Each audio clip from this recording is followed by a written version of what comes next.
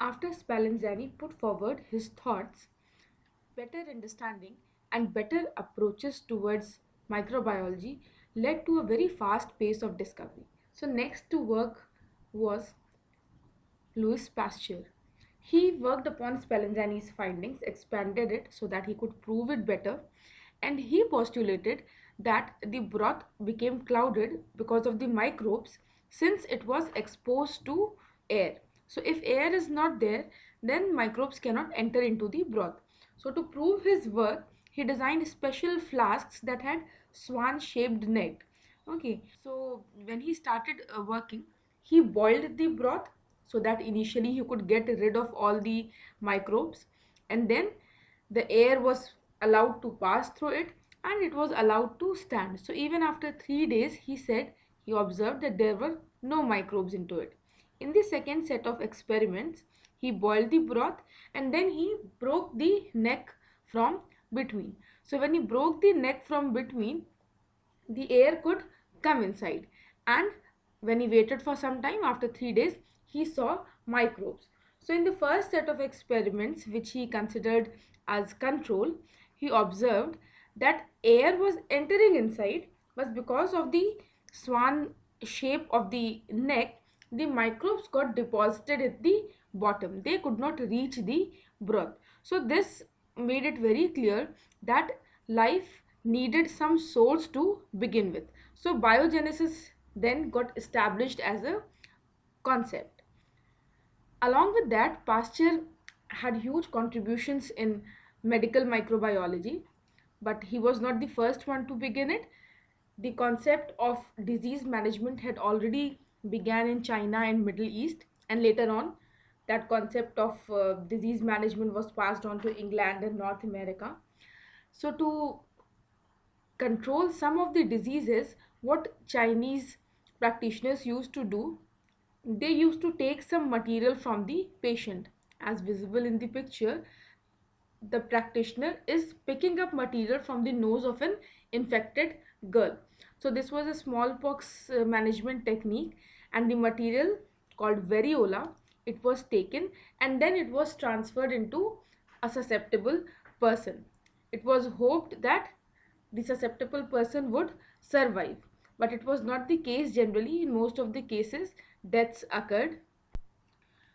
Very soon, in 1768, John Fuster observed that if a person had infection of cowpox, then he became immune to smallpox. Followed by this, Benjamin Jesty in 1774, during an epidemic of smallpox around his place, he successfully vaccinated his wife and 2 children with this cowpox material. Now, this concept moved on to France, where Pommier in 1780 he had similar observations of correlation between cowpox and smallpox. Later, Edward Jenner took up these concepts and tried developing an understanding of it. So he had an observation that milkmaids living around his place, they were immune to smallpox. So he hypothesized, he assumed that if there is an infection of cowpox, there is some material, there is some agent which makes the target immune to smallpox. So he then considered this fact and said that if variolation after infection with cowpox fails to produce a smallpox infection, that means that the person having the cowpox infection has developed some sort of immunity to the other disease. Later, he saw a milkwoman around his place who had a cowpox blister on her hands because of infection from a cow. The cow was named Blossom. He picked up the pus from those blisters and inoculated an 8-year-old boy, James Phipps. Then he repeated the inoculation after gap of few days, which was the normal procedure of variolation. And after certain incidences, he finally inoculated the boy with variolous material from smallpox. And as he had expected, no disease occurred. So, excited with his findings, he reported the case to Royal Society, but his work was sent back to revision for several times, and finally he published his findings on 23 cases so that an elaborate study was done. And he was so confident that this study even included his 11 months old son, Robert. Louis Pasteur took cues from all these earlier works and made significant advent in the field of medical microbiology. He had a concept that if vaccine could be found for smallpox, then vaccine could be found for each and every disease. So he started working on a range of diseases, beginning with the ones affecting animals. So first he was working on a disease of silkworms, which was creating havoc in France's silk industry, called pebrine. And from there, from the infected silkworms, he for the first time isolated the microbes that were causing the disease. Later he started working with a diarrhea of chicken, which was again a disruption to the poultry industry, and that disease was being caused by Pasteurella. So when he was studying that disease in 1878, he first isolated the microbes, the causative agent, which he said were bacteria, and then he inoculated healthy chicken with that in the hope that it would work as a vaccine. But unexpectedly, the disease incidence occurred. So he totally failed on that. But he kept on repeating his experiments until one day when he asked his assistant to inoculate healthy chicken with a material microbe isolated from a diseased one, but the assistant forgot and went on a holiday. When he returned back from the holiday, he was reminded of the task, and then he inoculated healthy chicken with that very same material that he had left back. So when he did that, he observed that mild signs of disease or survival had occurred. So he reported this to Pasteur. Pasteur repeated the experiments and he found that if the microbes were left for some time, then the disease incidence was reduced. So he concluded from there that it was the exposure to oxygen that made the bacteria less virulent. Their capacity of causing the disease decreased a lot. So he hypothesized that these weakened microbes, they were unable to cause disease, but they invoked the immune response of the host to fight that disease. So he called these a live attenuated vaccine, and this actually opened the door for the vaccine biology. So in 1881, he developed a vaccine for anthrax and successfully inoculated in sheep, goats, and cows and prevented disease incidence in them. In 1885, he started working with rabies. He actually could not isolate the causative agent because he was not sure and he was not aware of the fact that this is not a bacterial disease. This is being caused by an agent which is much, much smaller than bacteria. So he took the extract from rabies patient. He passed on that extract in rabbits. He continuously took extract from the rabbit, passed it on to another rabbit, and continued this procedure several times and harvested the virus from the spinal cord of the rabbit. Finally, after several repeated cycles, he injected the virus obtained from the rabbit into a 9-year-old boy, and as he had expected, no disease occurred. So based on these works, he named his treatments the Pasteur's treatment. But since Jenner had actually brought about the concept, he tried to honor him and gave the generic name vaccines to these weakened agents. Now viruses, although they were creating a problem of isolation, but in the field of vaccine development they proved to be very helpful because they were very small, they had high mutation rate, so they kept on changing. So if the virus was given to a host of some different species, it would not cause disease and the virus would mutate itself according to the new host. So now the genetic properties and the pathogenicity of the virus towards that host has changed. So after serially passing it through different species host, it became more adapted to the new host and less pathogenic to the original host. So when it was introduced into the original host, the virulence was decreased a lot while its capacity of evoking the immune system existed. So the host became immune to disease. So after these, several diseases were addressed through these vaccines. There were diphtheria, plague, TB, yellow fever, measles, mumps, rubella, varicella, and rotavirus. So, Louis Pasteur can rightly be considered founder of medical microbiology, as he was the first one to establish a relationship between diseases and microbes. Apart from this, his major contributions include the coining of the term aerobic and anaerobic and development of a concept of that.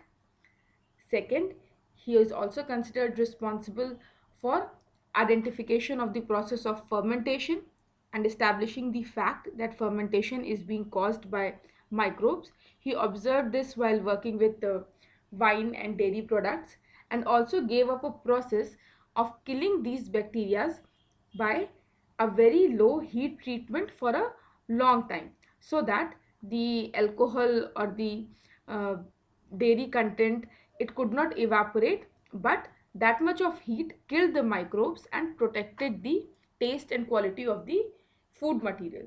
This process is called pasteurization. Followed by this, the pace of discoveries became fast, new concepts started coming in. So, next was John Tyndall, and he's credited for identifying the resistant bacterial structures called endospores.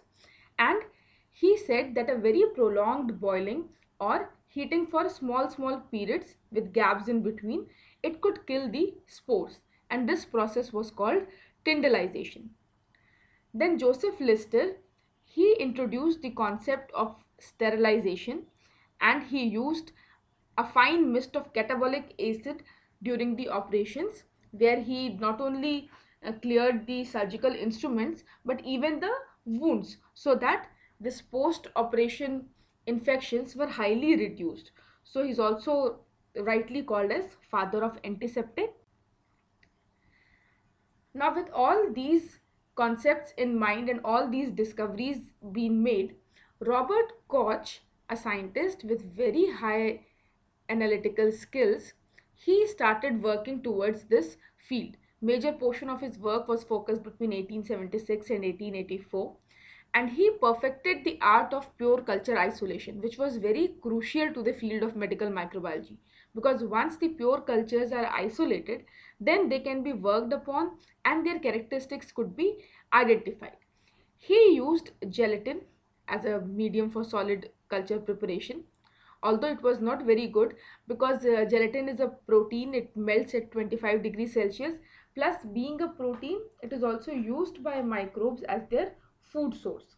So although these were the drawbacks, but he worked upon them, and he started working and cultivating on anthrax bacteria.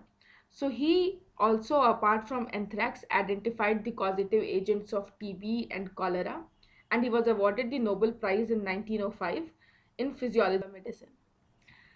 So, working with the germ theory, he found a certain set of incidences that were responsible for establishing the correlation between a microbe, that is the causative agent, and the disease. And working on them, he gave four postulates.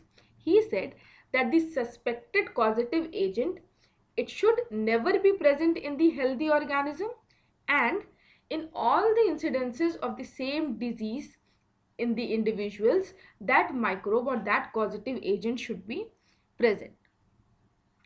Second, that causative agent, it should be able to be isolated from the diseased host and grown in pure culture. Third postulate says that if a healthy organism is infected by this isolated pure causative agent, then it must give the same disease in that healthy susceptible organism. And the fourth postulate says that the same causative agent must be re-isolated from the new inoculated host. So if this cycle gets completed, then we can say that a particular disease is being caused by this particular causative agent. So this finally established the microbial story of disease causing. Then Hess Hess and Walter Hess, they were working as Koch's assistants. They for the first time used agar as a culture media agent. Followed by this, Richard Petrie, he developed the Petrie plates which could contain the solid culture and were used for harvesting the bacterial culture. So together, these two discoveries, they established the working technique for isolation of pure culture and establishing those lines. Further, Bajering is considered as one of the founders of virology, because till then bacteria were isolated, but virus as a organism was not known. So he filtered the extracts coming from diseased individuals while working on tobacco mosaic disease, and he found that the causative agent is something which is even smaller than the bacterium. Now since he could not see it properly because they were not visible in the microscope, he considered that these are present in the fluid, these are present in the liquid. So he named them virus and called it Contagium vivum fluidum. He also discovered nitrogen fixation, and he also invented enrichment culture technique for culturing a particular sect of causative agents. Then a major breakthrough came with the work of Hans Christian Gram, who developed the method of staining so that there could be differential color patterns and the bacteria could become more visible under a microscope. Sergei Vinogradsky, he was the very first to develop the concept of chemolithography. So with the this concept coming in, the role of microbes not only in medical microbiology but also in biogeochemical cycles became known to the people. So for the very first time, he isolated and gave proper descriptions of nitrifying and nitrogen fixing bacteria. Eldridge is credited with the concept of chemolithography. So for the very first time, he used some other chemical substance which was containing arsenic, and he destroyed and treated syphilis microbe in the body. So the entire concept of chemotherapy began after this. Felix D. Herel, he was the one to discover bacteriophages, and he started the concepts of applied microbiology. Later, Fleming in 1929, he discovered penicillin, which was a major breakthrough that a antibiotic could also be used. So till now it was vaccination that proceeded. So every time a diseased person was used to take extract from him, culture the bacteria, and then those attenuated live vaccines were given to the host. But now from here on, the concept of antibiotic started building up. Now, Domack received the Nobel Prize in Physiology or Medicine for the discovery of sulfa drugs. Now, this was a new discovery because now not only biological products, chemicals could also be used for treating diseases. So, he worked with streptococci and staphylococci infection in the mice and treated them successfully. Later, Gilbert and Sanger, they developed DNA sequencing in 1977. So this helped a lot in the development of vaccines for all the medical treatments, diagnosis, and it was a major helping tool for disease management and microbial studies. Later in 1995, the first bacterial genome, Haemophilus influenzae, was sequenced, and after few months, the first eukaryotic genome sequencing was completed. So eventually, we made little steps forward towards the study of microbes, and with this, the microbiological discoveries continue. Thank you.